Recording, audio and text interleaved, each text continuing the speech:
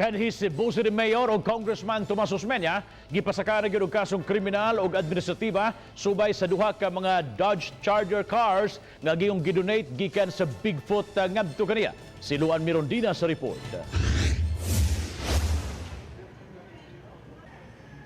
Natapos na sa Visayas Ombudsman ang fact-finding investigation sa kasong kriminal o administratiba batok kang kanhi Cebu City Mayor Tomas Osmena, Mini Osmena ug Paulo Osmena Jacinto mga igsuon og pag-umangkon sa kanhi mayor. Ana-ana sa administrative adjudication ng kaso aron hatagan si Osmena og higayon nga matubag kini. Sa interview, iyang gipadayag sa GMA News nga way igong basihanan ng ombudsman nga gidonate sa Bigfoot Entertainment Philippines Incorporated ang duha ka Dodge Charger cars kaniya. Iyang gitataw nga gipalit ang mga sakyanan sa iyang igsuong si Mini. They cannot prove any deed of donation.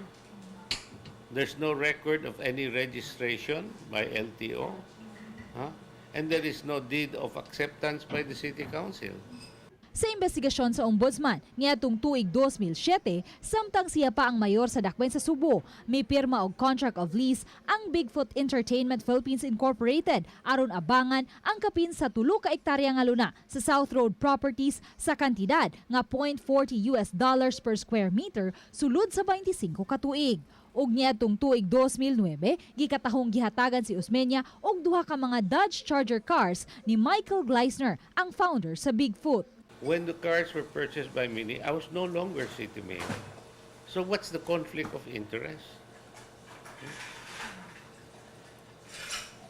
And they play up this item about the cars worth 1.6 million. I don't think so. Because it was 5 years old. Gituna na karon ang legal nga lakang sa abogado ni Osmena.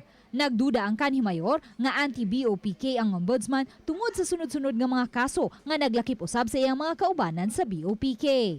They're running after Abel Llanosa, they're running after me. Maybe it is because La Bella was the ombudsman's office for over 10 years.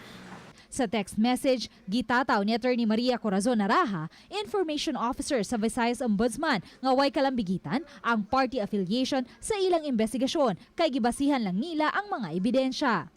Luan Mirondina, Balitang Bisda.